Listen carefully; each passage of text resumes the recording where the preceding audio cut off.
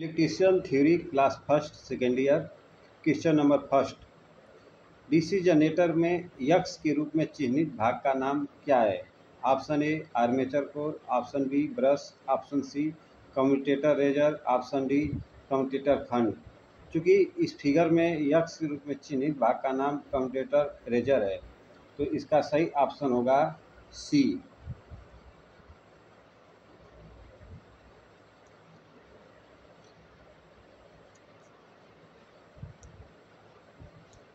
Question number 2, DC generator का नाम क्या है? पहला option A differential long shunt compound, option B differential लघु शंट यौगिक, ऑप्शन सी संचयी लॉन्ग शंट यौगिक, option D cumulative short shunt compound. क्योंकि इसमें जो फिगर है वो long shunt differential long shunt compound का फिगर है, इसलिए इसका सही ऑप्शन होगा option number A.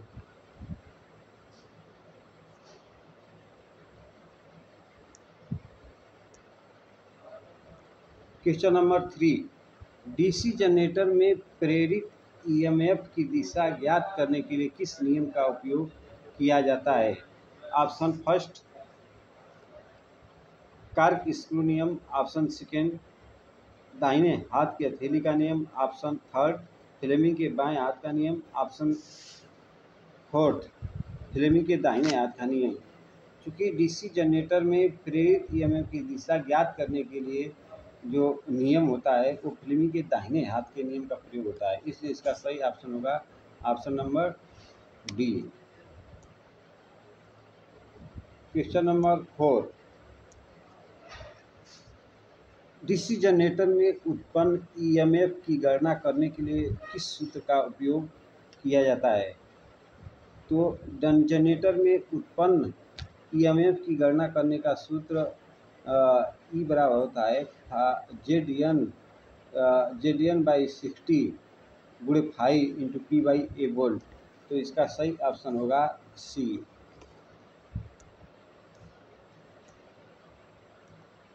Question number 5, EMF की गणना करने का सूत्र क्या है? एक डीसी जनरेटर में ईएमएफ की गणना करने का सूत्र क्या है? तो इसमें ईएमएफ की गणना करने का सूत्र होता है EB बराबर V-IA/RA, तो इसका सही ऑप्शन होगा सी।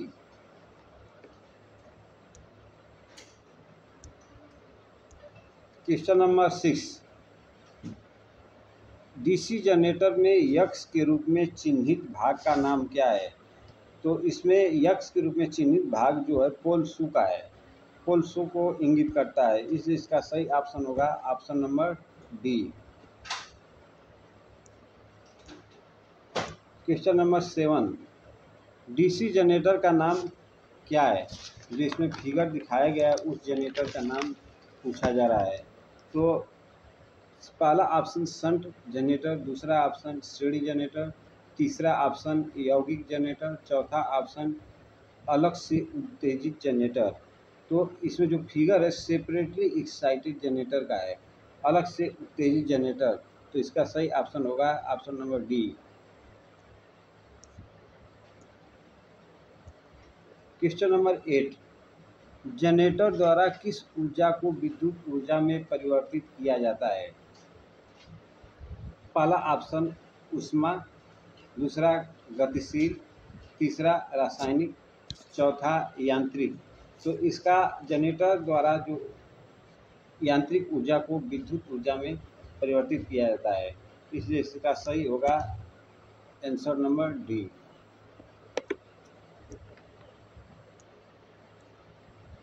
क्वेश्चन नंबर 9,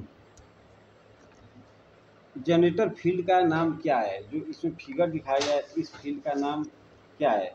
तो इसमें संचयी यौगिक जनरेटर का फिगर है, तो इसका सही ऑप्शन होगा option number D. Question number 10, DC generator का सिद्धांत क्या है?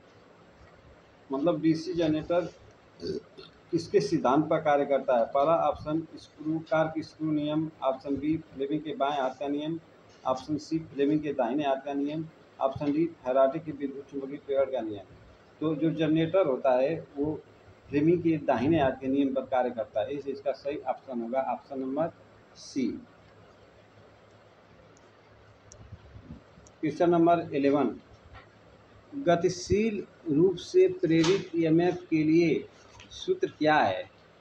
तो गतिशील रूप से प्रेरित ईएमएफ के लिए सूत्र ई बराबर होता है BLV cos theta volts, BLV cos theta volts.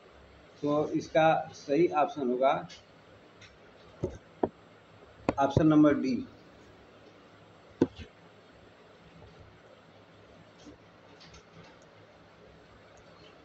Question number 12, चुंबकीय क्षेत्र की दिशा ज्ञात करने के लिए किस नियम का उपयोग किया जाता है?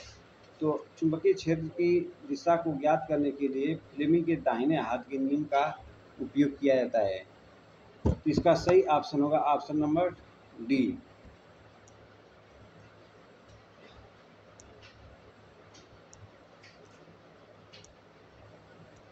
क्वेश्चन नंबर 13, डीसी जनरेटर के भाग का नाम क्या है? इसमें जो जनरेटर का भाग दिखाया गया है ये यू या फ्रेम का फिगर है, इसलिए इसका सही ऑप्शन होगा D.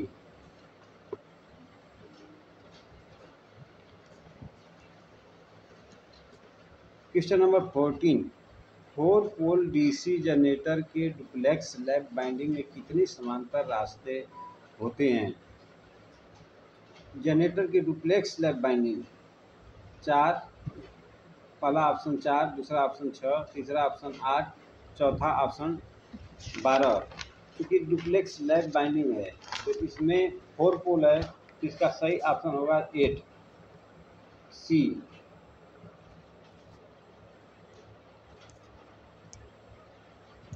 Question number 15, DC generator के भाग का नाम क्या है? जिसमें फिगर दिखाया गया उसका नाम क्या है? Side end plates option A, option B pole shoe lamination, option C commutator खंड, ऑप्शन डी आर्मेचर कोर। तो इसमें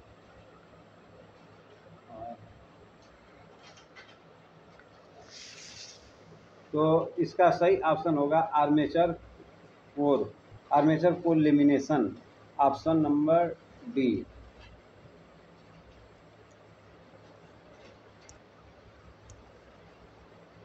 क्वेश्चन नंबर 16, डीसी जनरेटर में इंटरपोल कैसे जुड़े होते हैं? क्योंकि डीसी जनरेटर में इंटरपोल आर्मेचर के साथ श्रृंखला में जुड़े होते हैं, श्रेणी क्रम में जुड़े होते हैं, इसलिए सही ऑप्शन होगा ऑप्शन नंबर इसका ए।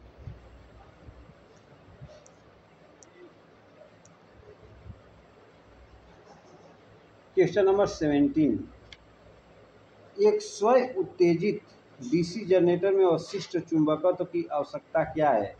पहला ऑप्शन ए वोल्टेज का निर्माण करें, ऑप्शन बी फील्ड करंट कम करें, ऑप्शन सी आर्मेचर करंट कम करें, ऑप्शन डी नियत आउटपुट वोल्टेज बनाए रखें। तो इसमें एक स्वयं उत्तेजित डीसी जनरेटर अवशिष्ट चुंबकत्व वोल्टेज का निर्माण करने के लिए होता है, इस चीज़ का सही ऑप्शन होगा ऑप्शन नंबर ए।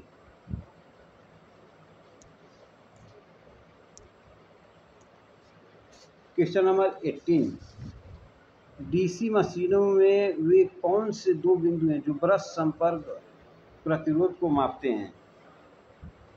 तो इसमें ब्रश और कम्यूटेटर के बीच प्रतिरोध, तो इसका सही ऑप्शन होगा C.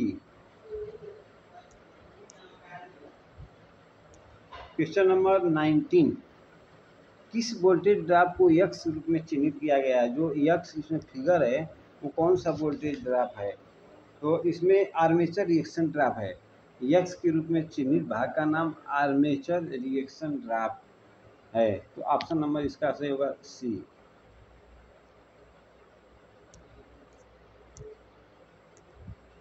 Question number 20, compound generator का नाम क्या है यदि शंट फील्ड आर्मेचर के साथ समांतर में जुड़ा हुआ है?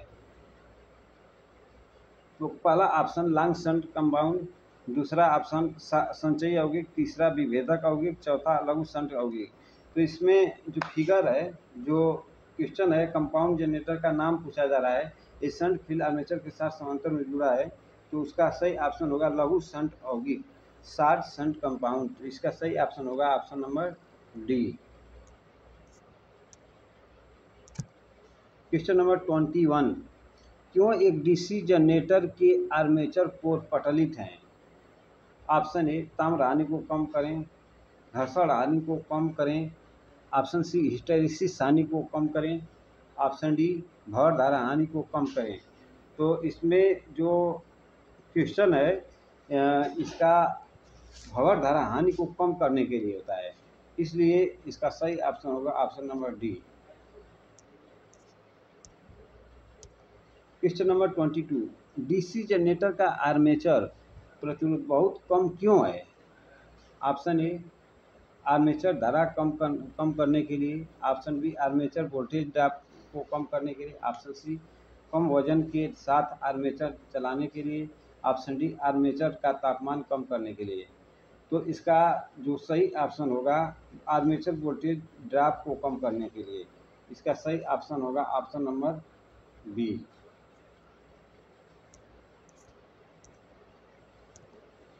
क्वेश्चन नंबर 23, डीसी जनरेटर को घड़ी की दिशा में ही क्यों चलाना चाहिए? ऑप्शन ए ब्रश को नुकसान से बचाने के लिए, ऑप्शन बी अवशिष्ट चुंबकत्व की रक्षा करने के लिए, ऑप्शन सी आर्मेचर में शॉर्ट सर्किट से बचने के लिए, ऑप्शन डी जनरेटर अति भारी करने से बचने के लिए। तो इसमें जो क्वेश्चन नंबर 23 में जो फिगर है अवशिष्ट चुंबकत्व की रक्षा करने के लिए होता है, ऑप्शन नंबर बी सही है। क्वेश्चन नंबर 24, बड़ी डीसी जनरेटर में घुमावदार क्षतिपूर्ति क्यों प्रदान की जाती है? ऑप्शन ए अधिक लोड कनेक्ट करने के लिए, ऑप्शन बी कम्यूटेटर प्रभाव को कम करें, ऑप्शन सी आर्मेचर प्रतिक्रिया प्रभाव को बेअसर करें, ऑप्शन डी जनरेटर की दक्षता बढ़ाएं। तो इसका सही ऑप्शन होगा ऑप्शन नंबर सी आर्मेचर प्रतिक्रिया प्रभाव को बेअसर करने के लिए होता है ऐसा। तो इसका सही ऑप्शन होगा ऑप्शन नंबर सी।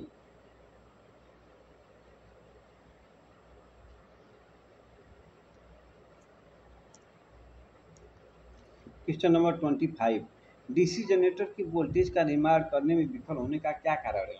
मतलब डीसी जनरेटर वोल्टेज नहीं निर्माण कर रहा है तो उसका कारण क्या है?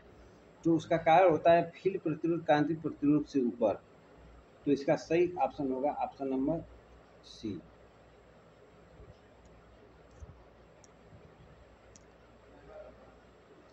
क्वेश्चन नंबर 26, जनरेटर का नाम क्या है यदि इसका क्षेत्र आर्मेचर के समांतर जुड़ा हुआ है? क्योंकि आर्मेचर के समांतर जुड़ा हुआ है इसलिए शंट जनरेटर होगा। तो इसका सही ऑप्शन होगा option A.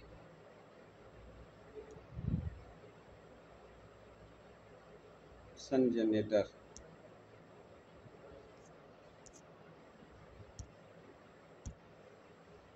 Question number 27, DC generator में पोल शू का उद्देश्य क्या है? डीसी जनरेटर में पोल शू का उद्देश्य क्या था? एयर गैप को में समान रूप से फ्लक्स को फैलाना। तो इसका सही ऑप्शन होगा option number D, air gap में समान रूप से फ्लक्स को फैलाना।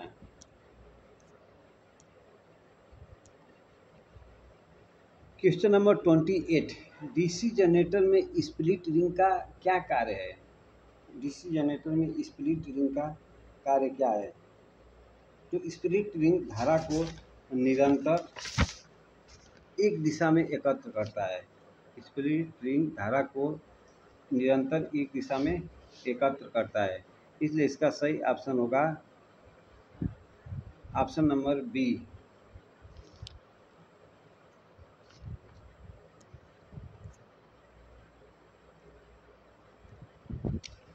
क्वेश्चन नंबर 29, जनरेटर में ब्रश बनाने के लिए किस सामग्री का उपयोग किया जाता है? ऑप्शन ए स्टील और ग्रेफाइट, ऑप्शन बी कार्बन और ग्रेफाइट, ऑप्शन सी ढलवा लोहा और ग्रेफाइट, ऑप्शन डी एल्युमिनियम और ग्रेफाइट। जनरेटर में ब्रश बनाने के लिए किसका प्रयोग होता है? कार्बन और ग्रेफाइट। तो इसका सही ऑप्शन होगा ऑप्शन नंबर बी।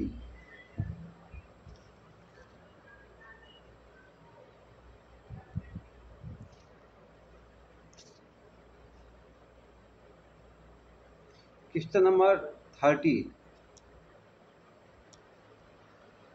क्यों डीसी जनरेटर अपने अवशिष्ट चुंबकों को खो देते हैं? ऑप्शन ए भार में भारी शॉर्ट सर्किट, ऑप्शन बी बिना लोड के लगातार चल रहा है, ऑप्शन डी बिना रुके, ऑप्शन सी बिना रुके के लगातार चलना। ऑप्शन डी, रोटेशन की दिशा अक्सर बदलती है। तो इसका सही आंसर होगा रोटेशन की दिशा अक्सर बदलती है। इसलिए डीसी जनरेटर अपना अवशिष्ट चुंबकत्व खो देता है। तो इसका सही ऑप्शन होगा option number D. Question number 31, एक जनरेटर में योग और ध्रुव के माध्यम से चुंबकीय सर्किट कैसे पूरा होता है?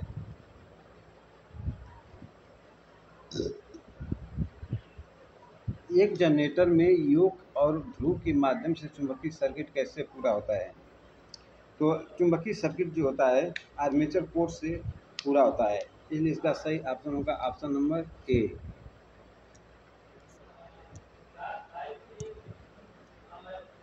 डीसी शंट जनरेटर में लोड बढ़ने पर टर्मिनल वोल्टेज कम क्यों हो जाती है? डीसी जनरेटर में लोड बढ़ने पर टर्मिनल वोल्टेज कम क्यों हो जाता है? ऑप्शन ए, आर्मेचर प्रतिक्रिया प्रभाव के कारण। ऑप्शन बी, आर्मेचर प्रतिरोध में वृद्धि के कारण। ऑप्शन सी, ब्रस्ट वोल्टेज की वजह से गिरावट कम हो जाती है। ऑप्शन डी, शंट फील्ड प्रेरकत्व में वृद्धि के कारण। तो इसका सही ऑप्शन होगा हाँ ऑप्शन नंबर ए, आर्मेचर प्रतिक्रिया प्रभाव के कारण।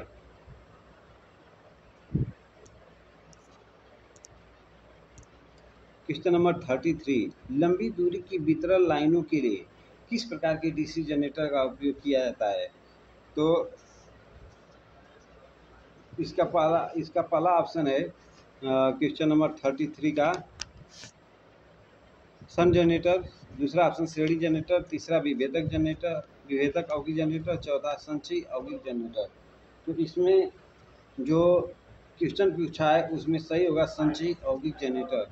इसलिए इसका सही ऑप्शन होगा ऑप्शन नंबर डी।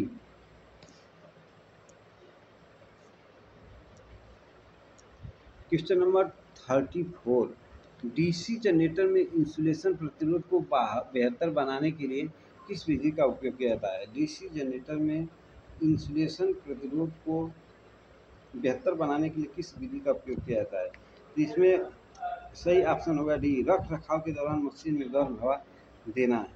इसलिए इसका सही ऑप्शन होगा ऑप्शन नंबर डी, डी।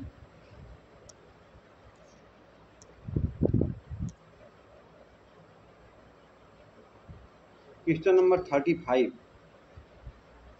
अवशिष्ट चुंबकत्व के अभाव में किस प्रकार का डीसी जनरेटर काम करता है? तो इसमें shunt generator option A, option B श्रेणी जनरेटर, ऑप्शन सी अवगिक जनरेटर, ऑप्शन डी अलग से उत्तेजित जनरेटर। तो अवशिष्ट चुंबकत्व के अभाव में किस प्रकार डीसी जनरेटर? अलग से उत्तेजित जनरेटर, क्योंकि चुंबकत्व समाप्त हो जाएगा तो अलग से डीसी जनरेटर की आवश्यकता पड़ेगी। इसका सही आंसर होगा C, D.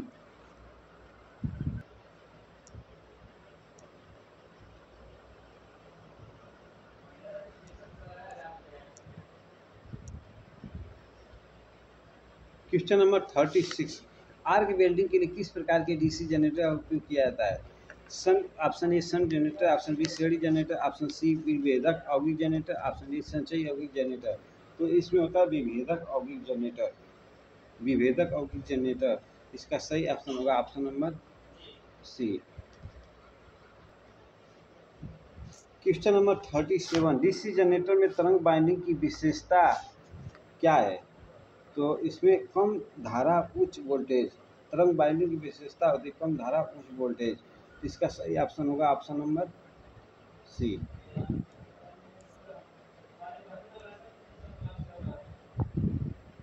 Question number 38, generator में कम्यूटेटर संयोजन में परित प्रतिरोध तार का उद्देश्य क्या है? ऑप्शन ए, निहित वोल्टेज बनाए रखें, ऑप्शन बी शून्य स्थैतिक रूप से प्रेरित ईएमएफ, ऑप्शन सी स्थैतिक रूप से प्रेरित ईएमएफ बढ़ाना, ऑप्शन डी धारा दिशा का आसानी से पलटना। तो इसका क्वेश्चन नंबर 38 का सही ऑप्शन होगा धारा की दिशा को आसानी से पलटना, option number D.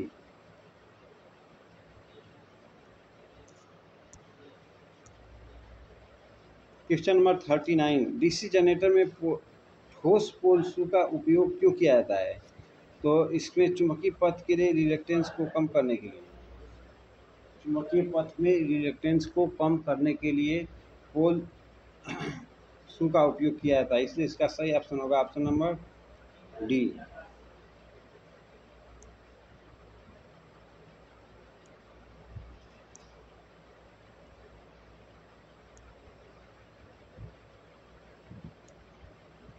Question number 40, बड़ी क्षमता के डीसी जनरेटर योग बनाने के लिए किस धातु का उपयोग किया जाता है? तो इसका सही ऑप्शन होगा इसमें रोल्ड स्टील, रोल्ड स्टील का प्रयोग होता है, ऑप्शन नंबर डी।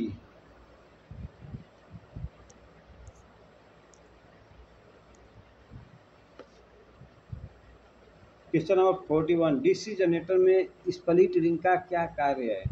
तो स्प्लिट रिंग जो होती है,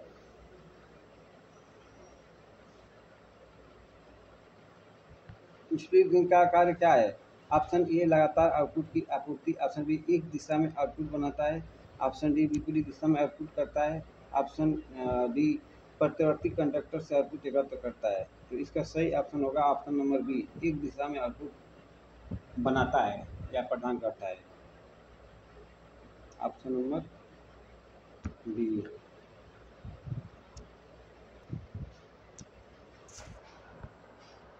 क्वेश्चन नंबर 42, डीसी जनरेटर में किस प्रकार का वोल्टेज गतिशील रूप से प्रेरित होता है?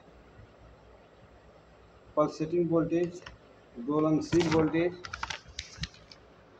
प्रत्यावर्ती वोल्टेज, प्रत्यक्ष धारा वोल्टेज। तो इसमें प्रत्यक्ष धारा वोल्टेज, तो इसमें जो आंसर होगा ऑप्शन नंबर सी, प्रत्यावर्ती वोल्टेज। क्वेश्चन नंबर 43, यक्स के रूप में चिन्हित स्लॉट का उद्देश्य क्या है? तो इसमें यक्स के रूप में जो फिगर दिखाया गया है, कुंजी तरीका ठीक करने के लिए, कुंजी तरीका टू फिक्स द की वे, इसका सही ऑप्शन होगा option number A. Question number 44, DC generator field coil का उद्देश्य क्या है? तो डीसी जनरेटर फील्ड कॉइल जो होती है, कुंडली फ्लक्स का निर्माण करने के लिए ध्रुवों को चुंबकित करना, तो इसका सही ऑप्शन होगा ऑप्शन नंबर सी।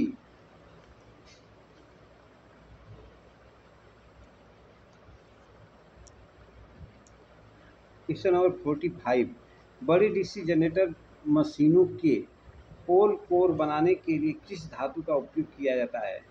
तो इसमें पोल कोर बनाने के लिए ढलवा इस्पात, ढलवा स्टील होता है, कास्ट स्टील, ढलवा इस्पात जिसको कहते हैं, इसका सही ऑप्शन होगा option number C.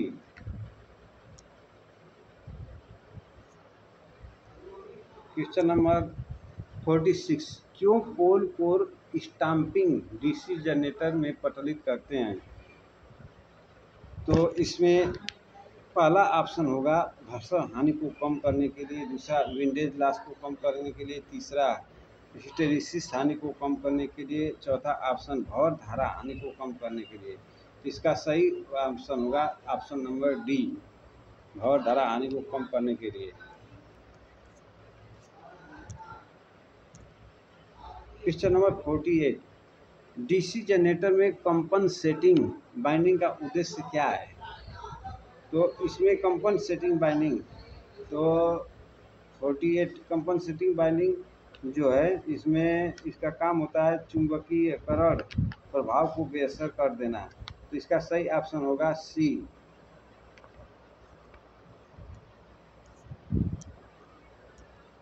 Question number 49, यदि शंट फील्ड प्रतिरोध क्रांतिक प्रतिरोध मान से ऊपर है तो क्या प्रभाव पड़ता है डीसी जनरेटर पर?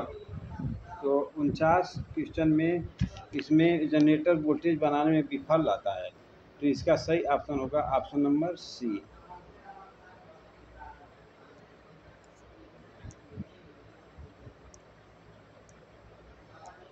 क्वेश्चन नंबर 50, डीसी जनरेटर में आर्मेचर प्रतिक्रिया का प्रभाव क्या है?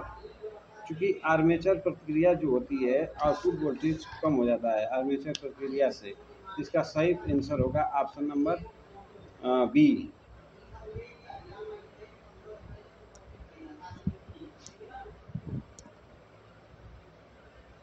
क्वेश्चन नंबर 51, कर सिंप्लेक्स वेव बाउंड आर्मेचर के साथ एक 4 पोल डीसी जनरेटर में 1020 कंडक्टर और 1500 आरपीएम की गति से संचालित है। फ्लक्स प्रति पोल 0.007 वेबर है। उत्पादित ईएमएफ की गणना करें। तो उत्पादित ईएमएफ बराबर होता है 5Zn/60 से जो लगेगा, तो इसका सही आंसर आएगा 357 volt, option number C. Question number 52, armature generator में आर्मेचर प्रक्रिया के प्रभाव को कैसे बेअसर किया जा सकता है। तो इसमें क्या होता है, कंपनसेटिंग बाइंडिंग का उपयोग करके जनरेटर में आर्मेचर की प्रतिक्रिया को बेअसर किया जा सकता है। तो इसका सही ऑप्शन होगा option number A.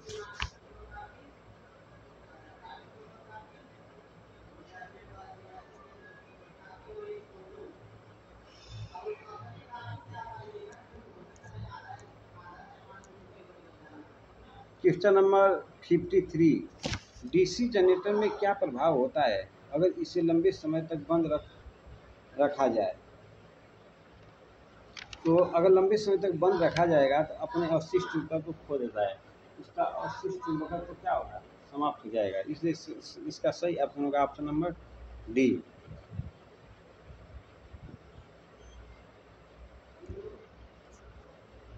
Question number 54, pole dynamo के प्रेरित ईएमएफ की गणना करें। यदि 1000 आरपीएम और लैप बाउंड है तो कंडक्टरों की कुल संख्या 60 वोल्ट है, 60 ओम है। तो पहला ऑप्शन होगा option number A 160 volt, option B 320 volt, option C 480 volt, option D 640 volt. तो इसका सही ऑप्शन होगा फार्मूले से हल करने पर option number D 640 volt. Question number 55, यदि मुख्य क्षेत्र का प्रवाह डीसी जनरेटर में विकृत हो जाए तो प्रेरित ईएमएफ पर क्या प्रभाव पड़ता है। ऑप्शन ए प्रेरित ईएमएफ बढ़ता है, ऑप्शन बी प्रेरित ईएमएफ घटता है, ऑप्शन सी प्रेरित ईएमएफ में कोई बदलाव नहीं होता है, ऑप्शन डी प्रेरित ईएमएफ में शून्य हो जाता है। तो इसका सही ऑप्शन होगा ऑप्शन नंबर बी, प्रेरित ईएमएफ घटता है।